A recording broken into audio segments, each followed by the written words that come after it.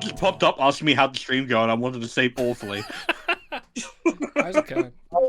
Anyway, welcome to Star Trek Trek Trek. We're here to talk about We are the sons of Odin.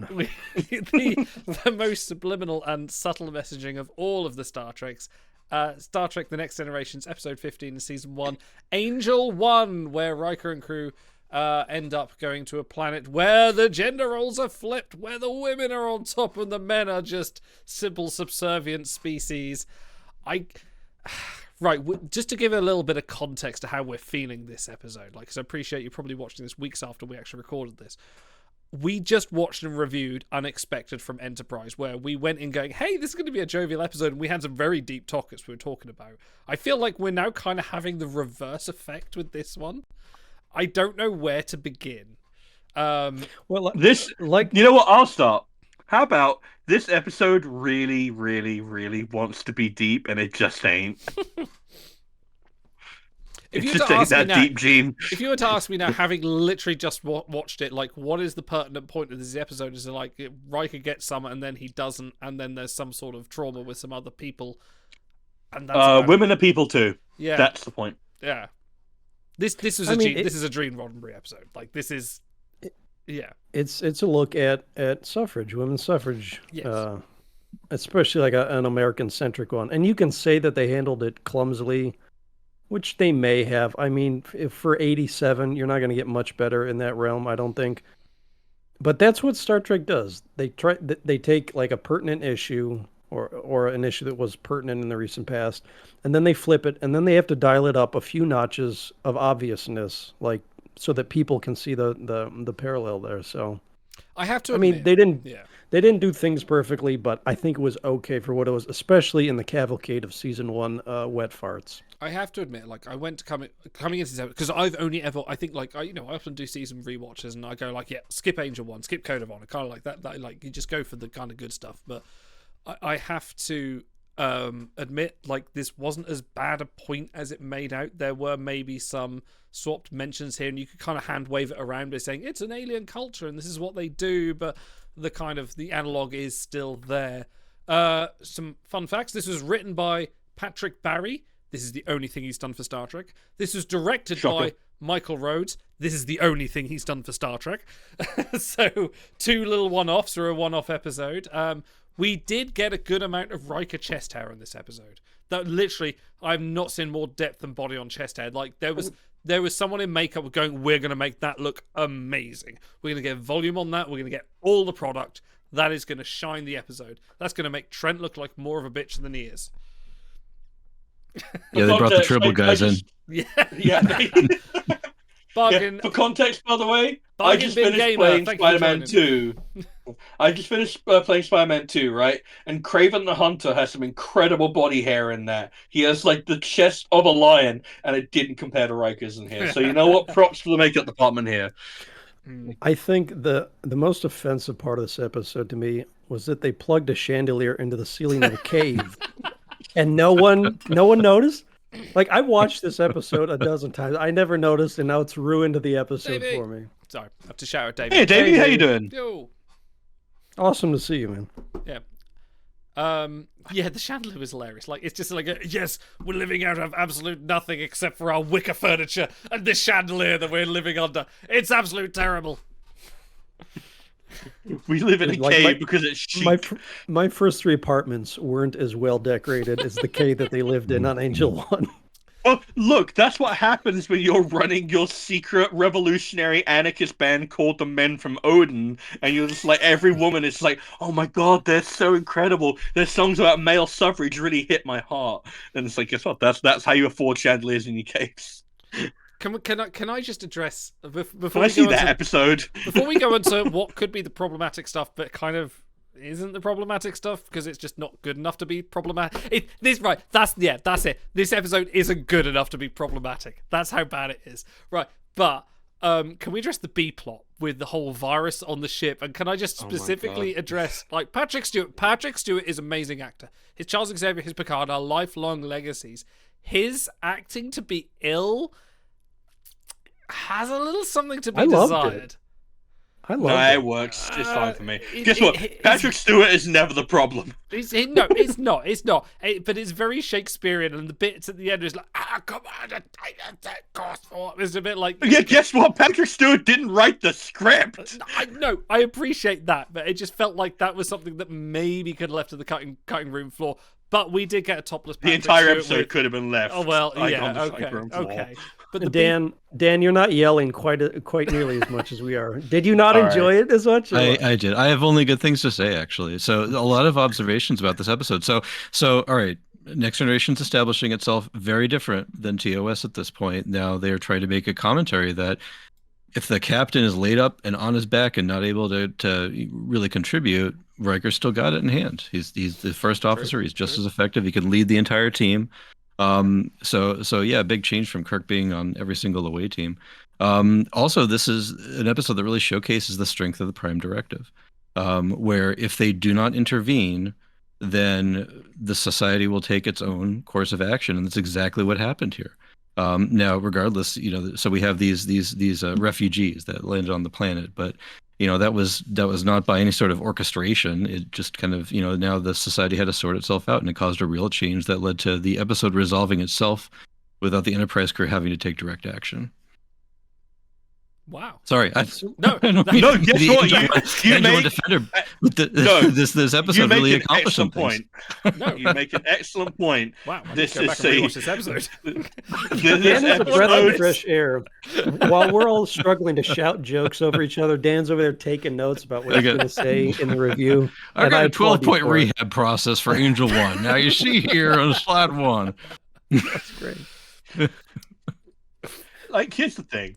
I feel almost the opposite. I feel like this is a great example of why the Prime Directive is great, because if they had just left it alone and not bothered, I wouldn't have had to watch the episode. No, but I'm kidding. I'm kidding. Okay, so this episode is not offensive to me because it doesn't say anything of enough depth for me to find it offensive or interesting enough to engage with. All it does is take modern day society and a slightly exaggerated version of it and flip the gender roles. That's all it really does. Like, it's like maybe if you want to be kind of see, I'm going to be boring here, and I'm going to be an actual historian because I have a degree here. Guess what? The history of sexism and gender roles is a lot more complicated than whatever. But like the media portrayal of how gender roles in maybe the 1940s or 50s, right? But then it doesn't really do anything to actually talk about these issues or why they arise or why the planet is like this or why gender roles are codified the way they are and why that historically has been the case or anthropologically. It just kind of makes a ton of like shitty jokes.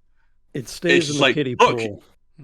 Yeah, exactly. It doesn't take any actual deep shots. And even though we're more than happy to talk about the Ferengi being Yankee traders or dead languages like French, you said, "Oh, this is about American suffrage." And it's like, yeah, I guess I'd love it if they talked about that. I'd love it if this suspiciously Earth-like planet where they don't do anything to make these people look well, they don't look any different. They don't have anything. Not a forehead ridge. They don't even have like a weird flap on their head or anything. It's analog to the not as bad, but it's analog to the code of honor. Like, yeah, there's an alien race. Forget about it. Just don't worry about it. It's a strange guess new what? I world also failure. hate Code of Honor. Yeah. And Strange New Worlds would do more than this. Yeah. Because like there's not enough to engage with here. There's no material. It's like sexism and codified gender roles are bad. Okay. Yeah, you've touched Do you on want one to of talk the about that? you've touched on one of the major faults of the episode, that the alien race or whatever, they're so strange because they're female. They don't have any real motivation other than just to be murderous and to be A little bit, yeah. phobic. It's almost And so dictatorship, we isn't don't it? and they really need to let the audience off the hook, don't they? For us to be able to sympathize with their autonomy as a species, we have to recognize why they are the way they are and why they want to keep the cultural norms the way they are. And all we really get is this one leader, whatever her name was. What's her name again? Beata. Beata, yeah. And just how much of, I guess, a figurehead she wants to be. Maybe that's the cult of personality, but they didn't even show that. They just kind of show her, just kind of talking off the cuff and calling the shots, and it's just really not enough for me to empathize. Yeah, and it's you know what it is. I think part of the problem is I forget. Guess what? This is the actual core problem. I feel with the problem episode. So we have Beata, we have Trent, and then we have the third woman. I don't remember her name. The Night one that was Rider hanging woman. out with Ramsey. Knight That's Rider woman. yeah, Yeah. the Night Rider lady. Yeah, I don't remember her name, and that's the problem because if you're doing a Star Trek episode that is about examining the flaws of an alien society in order to expose the flaws in our own, guess what? The most Star Trek thing in the world, you need to have a few character archetypes, right? You need to have someone who exemplifies the problem with the society. You need to have someone who, like, another person who acts out the other part of this flawed gender or racial or whatever dynamic. And then you need the third person. And the third person is the catalyst of change who basically the Enterprise crew can glom onto and say, you're going to be the one who's going to change this planet to be better. And it's meant to be this woman because but I don't even remember her fucking name because she doesn't have any characterization other Bonnie than from Knight loving. Rider. Yeah, you don't remember her name either. And No, it's I'm saying because, that's like her name, Bonnie from yeah, Knight Rider. That's Bonnie from Knight Rider. Yeah, and it's like It's a regional dialect. there's no effort to give her any characterization. There is no effort to put in any kind of actual romance or reason why she cares about Ramsey or why she finds any of these ideals worthwhile enough to die for. There's nothing about the society that is sketched out with any kind of depth. And you say, oh, yeah, it's a bit more high concept than some other TNG season one. And I guess it is in that it has a point that it's trying to make, but other TNG season one characters at least have like character. Like I could at least call like Lutan and whatever the freaking names were from Code of Honor. They at least were personalities who had like things that they wanted. What You're not do wrong. Beata and Trent and Bonnie from Knight Rider want out of life other than No, we know what fucking Trent Ramsey wanted. We know what Trent maintain- wanted. Trent wanted getting that threesome with Riker and Beata. well, like, for, he was in for there the so many purposes times. of the for the purposes of the episode, they want the disruption to their society to be gone. That is what they want. Okay, but there's no context as to why it matters. Is Hold there on. a history of violent revolt by men in this?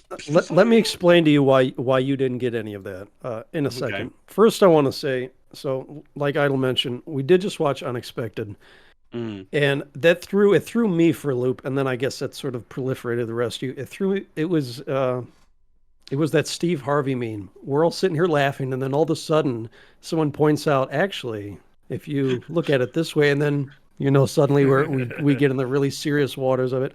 I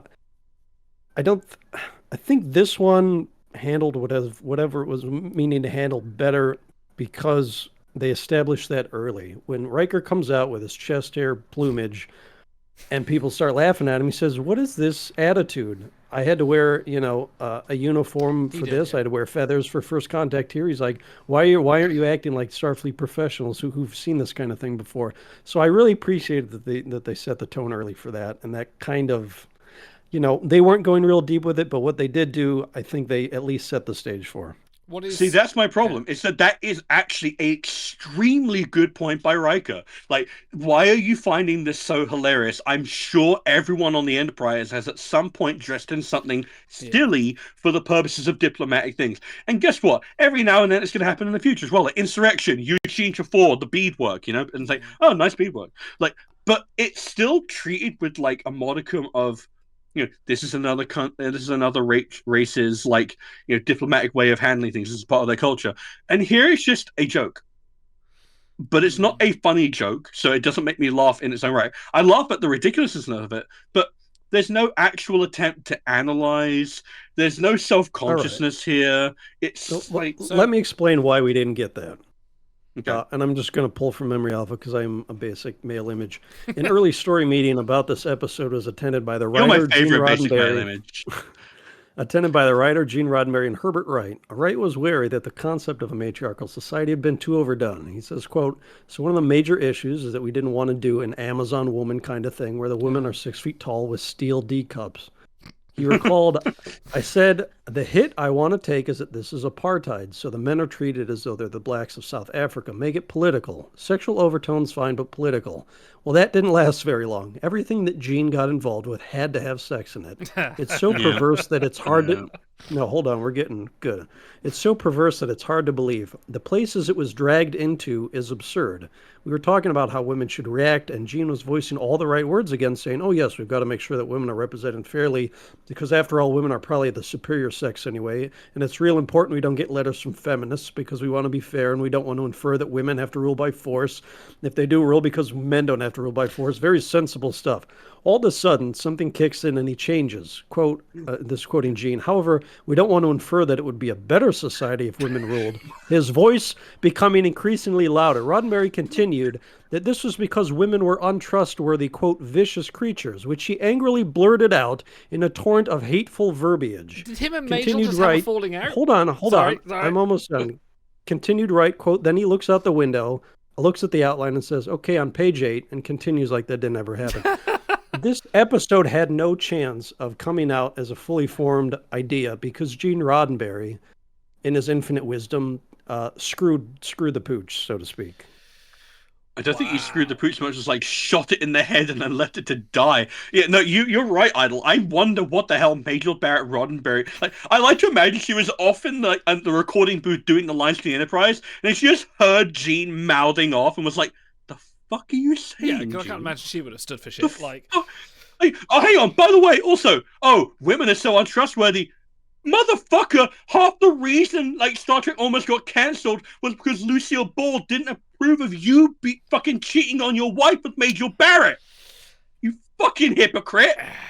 it is often sorry. said that the worst thing for Star Trek is the person that made it, much in the same way in George Lucas and Star Wars, although that's coming back in full circle. But yeah, that is really something. And it's This episode didn't stand a chance. Yeah. you see No that, wonder it's as watchable as it is. you see that in a lot of The early point season one. Go on.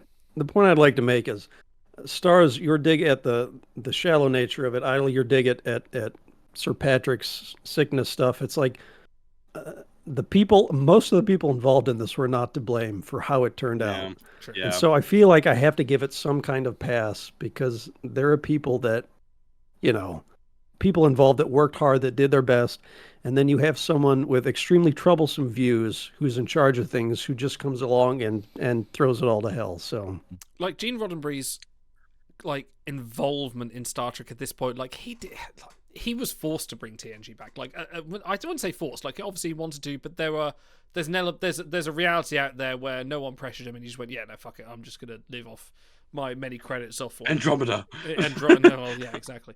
But his involvement. That little look on your face, Idol, and I that actually look on like your that. face, but like, yeah, Andromeda.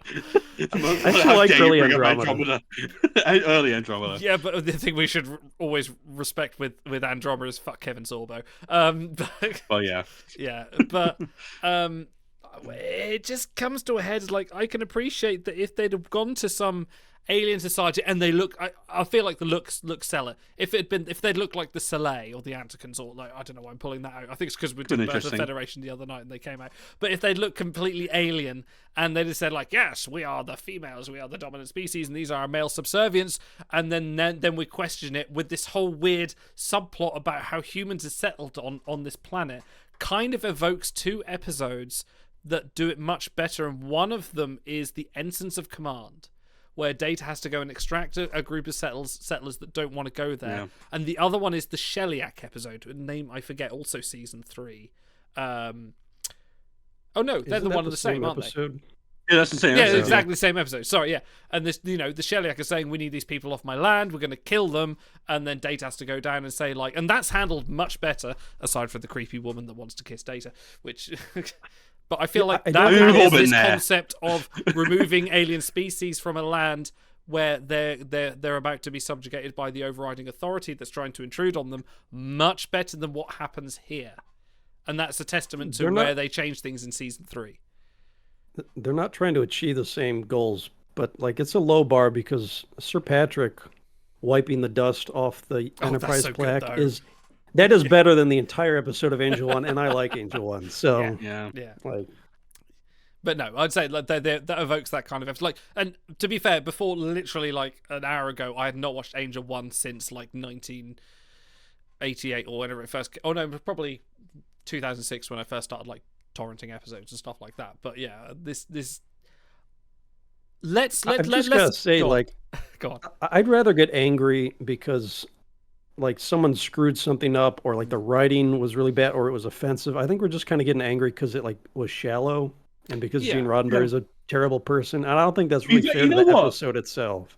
You know what? I'm not even angry that it's shallow. I'm angry because this is a point that needs to be made, and you could have made it so much Yeah. better if you had like a guy who actually gave a shit about actual feminism, like not 1960s. I believe women are not to be, well, even that we don't even know Well, because of the whole I Grace spoke Lee in the Whitney watch thing. along about But like, like, when did the nuclear family start dissipating? And it was around about this time, like in the 1980s. Well, I can only speak for the UK, but I imagine in America as well, there were very much the inference and honestly the economy to support, like the man does the work, the woman is the housewife. Like that was always the kind of inferred thing, as it was nowadays, because everyone has to work because we're all skint and our governments are corrupt. It's a little bit different, but at that time it was probably more palatable to have this topic of the women, the matriarchs in command, and the men as the subservient, as a kind of flip on normal society, and how would it be approached as a more acceptable medium in television, because that was the norm. If you go check out IMDb, the votes page, it breaks it down by gender and age. I think just those two things. If you look through TOS and all the Berman era stuff, men preferred all those series of Star Trek 5 to 10 points more than women do. All the new Trek stuff, there are more women that prefer Star Trek. And like, you don't need to write a whole thesis on why that's the case, especially look at Strange New Worlds, how much influence there is with the women there, and none of it's out of place. Like, we don't need like a bang the drum, look how great strong women are anymore. It's like they just are, and that's accepted. And it doesn't make Pike any less of a steel-haired man's man to have all these strong women characters around him. So I don't even know if it's a case of Angel 1 had to crawl so that someone else could run. Like, I don't know if it really helped the progression that much. Maybe it did, but I wouldn't say so. Like, I don't think it says enough for it to matter to anyone. Like, I feel like Angel One, like, it fits into your existence. You laugh at the Trent and you laugh at the chest plumage, and you think, wow, that maybe under a different writer with like a different direction, you could have something here. And then you promptly forget about it because any point has been completely removed. It's an alternate There's reality. not even any look at real things, character. Oh, sorry, Dan, go on. Yeah. There's not even any real character right. development to build off of. The only real inter-character point that we get here is when Beverly's taking care of Picard, and so that shows that, despite what's happened, there's still a little bit of intimacy there. And then everybody else just kind of goes through the motions, and they exist through this plot that's thrust upon them, and there's really nothing that comes out the other end. Geordi sits There's in the one captain's chair, other, nothing comes out the yeah. other end. Yeah, One other one, sure. yes. What did I miss? I was going to say the Geordie Wolf thing is the only thing that really That kind of felt like sticks that out to was me in kind terms of- of a character. Yeah, you feel like because Geordie has his moment in Arsenal of Freedom where he takes command and he actually, of the Enterprise. And that's way more fully realized. But you kind of get the essence of it here that Geordie's taking command. Maybe there's going to be something that no, he just gets sick and goes off as well. So it's like, could have been. I have a question, Go on. and it might get us canceled. If But we what have the been hell? cancelled- We've already been having a rousing night so far. So now that 4 white guys have talked about women in Star Trek, I want to ask about black characters, because the Geordie Worf stuff is always great, but there's not quite enough of it. The Geordie Guinan stuff is fabulous, but there's not quite enough of it. Why didn't they do that? Do you think there was maybe a conscious choice, like we don't want to have I just feel like the black people in the scene and make it feel forced, or I don't. I feel for or was all it of Gene just Roddenberry's circumstance? failings regarding sexism, he was much more proponent for racial diversity. Like going back to TOS, I don't think there was any, like 1980s TV executives were definitely of a different breed, where introducing black people to a scene was more considered a minority than should be treated the norm, as is now. Like, this is, you have an action hero that is a black person, that's normal, that's not the problem, but back then Gene Roddenberry would fight the best that he could. I don't think there was anything there. I think Geordie and Worf being relegated to backseat main cast members, no doubt, was not not an indictment on the statement of the show regarding racial diversity. I feel Gene Roddenberry was always probably his best strength was the proponent for his enforcing, Uhura, Sulu, prime examples. I think part of the reason. Oh, sorry, you go. I was just real quick point. It's an ensemble cast, and you struggle to find time to get everybody their lines, and so I think if you look at Worf and Geordi, you also have to look at Yar and Troy and how little time they got in the episode as well. I think it equaled out, and they all get their episodes in the end throughout the season. Clearly, this is Riker's episode, and so I don't think that they were done a disservice, but I am curious now that you mentioned it to go back through and see how many season 1 episodes really gave them their due as a featured player. I mean, we'll get to that. I was kind of asking. I was asking more over like the course of the whole series, just because. So I want to. It feels more. It feels more out of place just because they're so good when they're together, and it really has nothing to do with race, but. So I think it's actually down to the fact that so you have like 3 principal cast members who are played by black actors. You have Worf, you have Geordi, you have Guinan. Only one of those is human, or at least is like not an alien. Like Worf is obviously a Klingon, Guinan is an Elorian, and therefore it is a lot harder to have I guess conversations about race. I guess that it contain those characters because is Worf African American? Not, I mean, Michael Dorn is, but the character of Worf is a Klingon, and that kind of draws it from that context. Have a variety of races as well between the Disco Klingons and the TOS Klingons with the affliction and they don't things really like that. Yeah, they have their own, and that's why you get it in DS9 because they make such. Ira Stephen Bear and Ronald D. Moore and all them went to such an effort to stack the cast with explicitly human black actors who can talk about that kind of stuff and have a relationship about that. Whereas with Geordi and Worf, their characters are not, at least like Worf and Guinan, they are not in a position where they can really, their characters are not defined by that, and therefore they have different interactions that mean that they don't cross paths with Geordi as much. Are they an alien face? Yeah. Their 3 archetypes are about as different as you can get. You have like an aggressive warrior, you have like a demure listener, and then you have kind of like a nerdy, quiet engineer. Thoughtful engineer, yeah. Yeah, they don't really. So and then you have Trent. It was just a thought that I had because no, it is a valid concern because like not mentioned. Also, one of them is also not a regular cast member; they're a guest star that turns up every so often. But it is also a case of the majority of the cast is white, and therefore that's going to mean that's the majority of the interactions come through. It was a different time. If your lead 3 weren't white people, it wasn't getting aired on syndication. Like that was what it was. Like very rarely, unless you had something that was specifically targeted to say, "Hey, this is targeting a minority race." Yeah, exactly. So, bringing it wildly back on topic. Let's go. Let's do. I do love Trek. I can't get this anywhere else in my life. I appreciate it. I appreciate it. No, it's good to have these in-depth topics. This has been for 2 episodes. I thought we were going to have a laugh at a comedy. We get real deep. But let's go for the what other. We need Neelix next. What other cast? No, we did Neelix. That was last episode, and he had his lung removed. That was the phage. Sorry, one before last. Which other cast could have done this? Who could have struck his stuff from another series with his plumage? I want to say Voyager and Chakotay. This episode in Voyager would have given Chakotay some actual good plot development, rather than the standing by Janeway and going, "Yes, I'm Marquis, but I agree everything with you." Look at my tattoo. I'm going to say Strange New Worlds and Pike in the Riker role. I feel like he has done that though. I feel like the well, he kind of did in the Child Murder episode. Yeah. That's what I was thinking of. A little bit, but guess what? If I'm having a 1-to-1 shot remake, at least then I can get to see Anson Mount be like half naked. Don't give him an excuse. I'm shallow. Dad. Roddenberry's fingerprints are so heavily all over this. I can't help but seeing the TOS cast in here and Riker giving that impassioned speech. So I mean, that's pretty clear to me. Wait, but who gives that then from TOS? It'd be Kirk. It'd be Kirk. Yeah. So okay. It has to be. Yeah. No. It'd be Spock. Yeah, it would be Spock in that situation. If you wanted to angle it toward the horny Spock fans who kept Star Trek going, then yeah. Because he's got, we've seen him topless. He's got the hair for it. That's true. Otto? I'm gonna try to keep stars up at night tonight with this one. I want to see Discovery.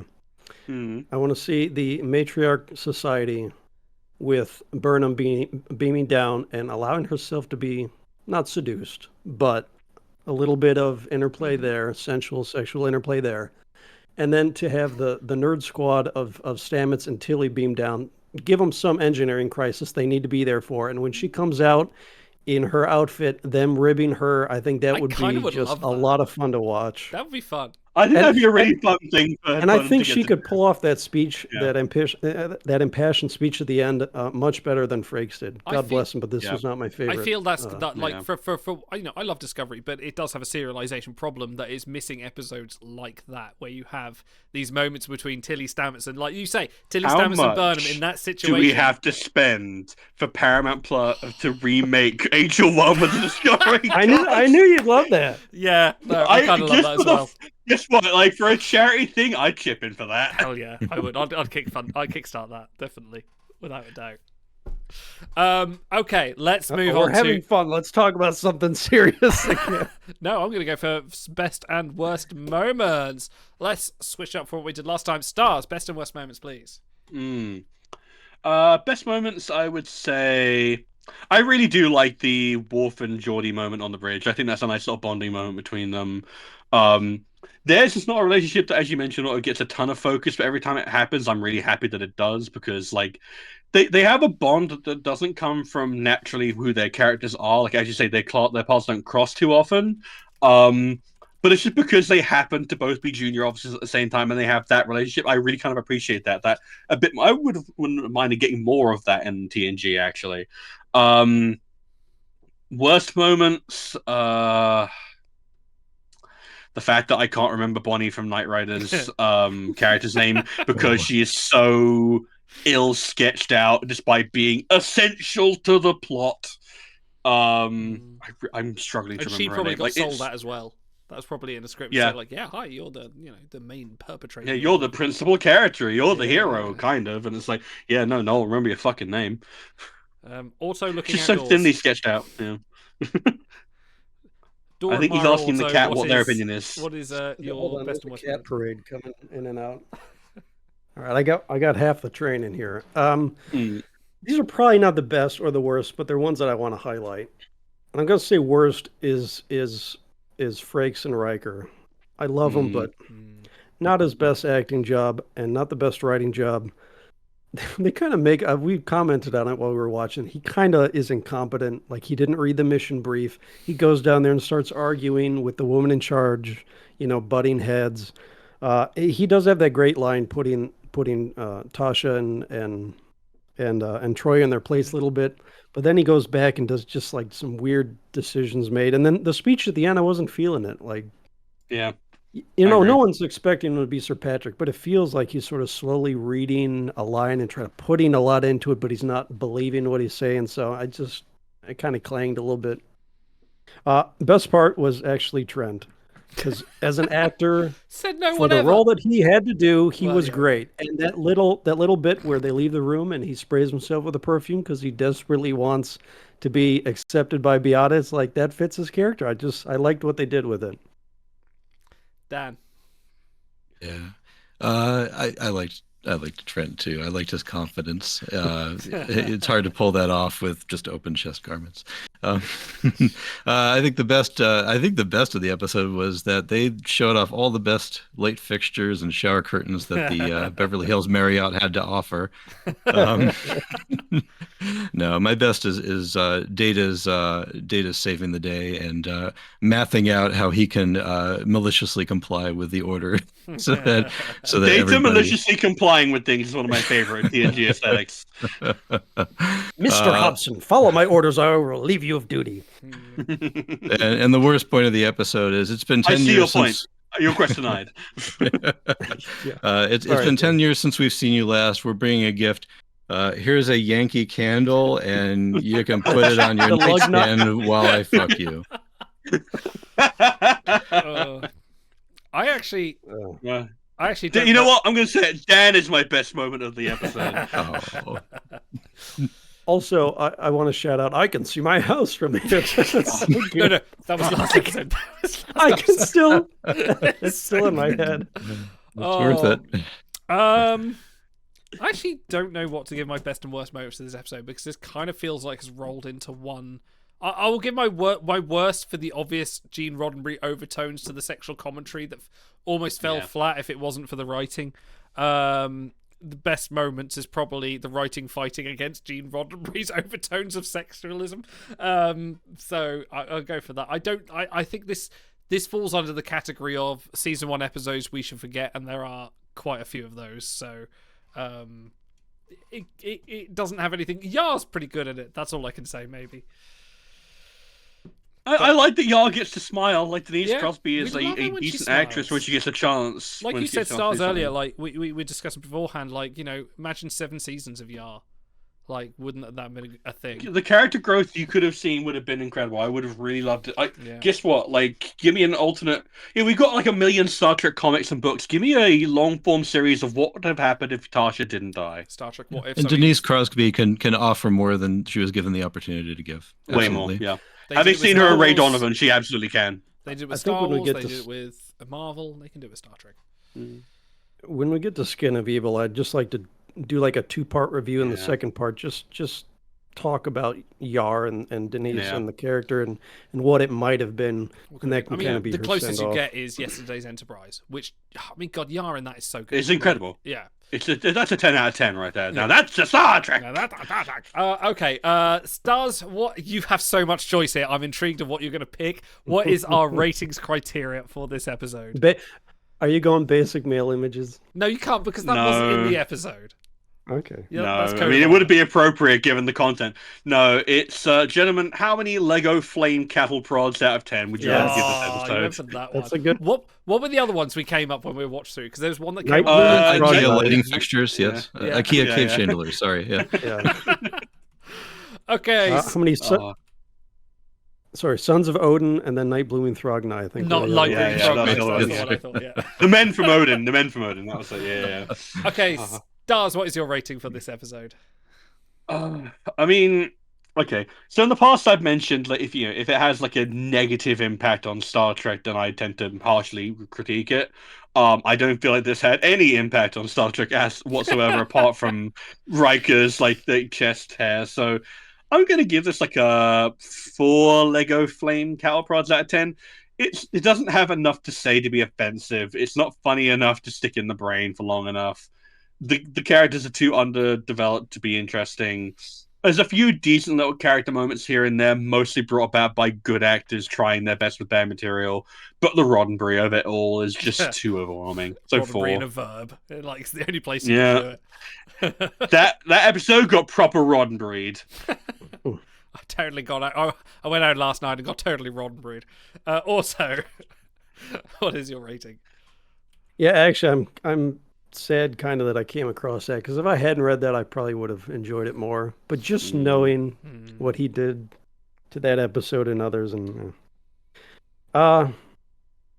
it's a shame that the Riker Rug of Love happened early in the episode, because it kind of peaked early and then steadily downhill, and it even dragged toward the end. But I still enjoy it on a watch. I can laugh at it and not feel bad.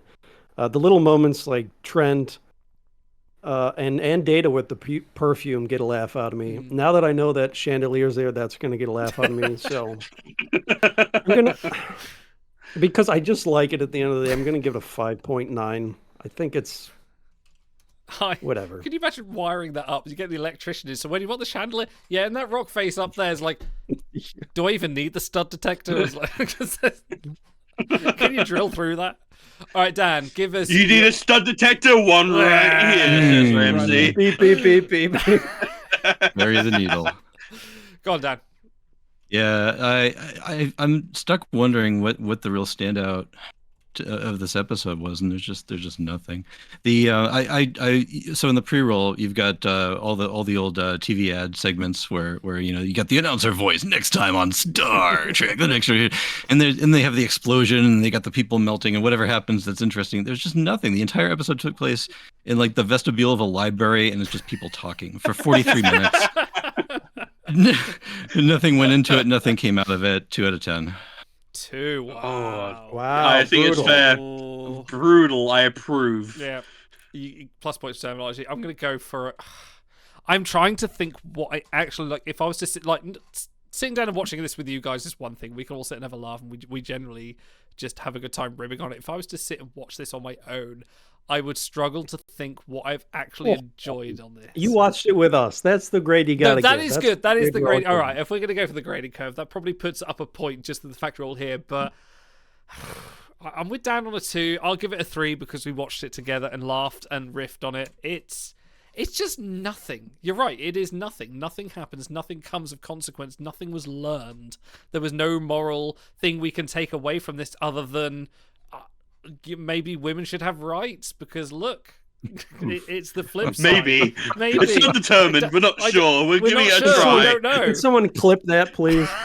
That's Use it against sci-fi, Idle. right? Yeah, well done. Out of Right, it's context clips fiction. always get me wrong. Well, that puts this episode at a solid 3.7 in terms of TNG, or terms of the whole cycle of things. It's better than A Man Alone. It's better than Charlie X. It's better than the last episode, but it's worse than One of Our Planets is Missing. It's worse than Lift Us Where Suffering Can't Reach. We rated that very lowly. It's worse than How unexpected. How far away are we from And the Children Shall Lead? Oh god, That's like season 3 TOS. Yeah, That's a long we're way away. We're way ways yet, but we can. I mean, we've skipped ahead. If you Oh, wanted that to. is season 3. I thought that was season 1 for whatever reason. No, because that's when the rot is set in. Yeah, that's I when The want- Roddenberry rot. I want to be there when we set the ultimate low bar because I honestly believe it's worse than Code of Honor. Like personally, It's bad. Having only just watched it with you and like being unprepared for just how bad it was, I think you're not wrong. Yeah. Well, like, Code anyway, of Honor is awful and offensive, but you can laugh at a couple things in there. Children Shall Lead is just like, I feel like we're gonna have a conversation about that when the bow breaks as well, but we'll get to that. Anyway, I will go to bat for when the bow breaks. I actually will. awesome. I kind of like it. Thank you all for watching. We'll be back in a couple of weeks. Thank you everyone for joining us on stream and things like that. We will see you later. If we're not already aired it, the award show we're having coming up is on December the 16th. Don't forget to join us then for that one as well as our usual stuff. Check the YouTube, check our Twitch, check our Twitter, all that kind of stuff. We will see you later. nice to see you in chat, Davey, by the way. Yeah. Yeah, no, it was great to see you. Thank you for sticking with us.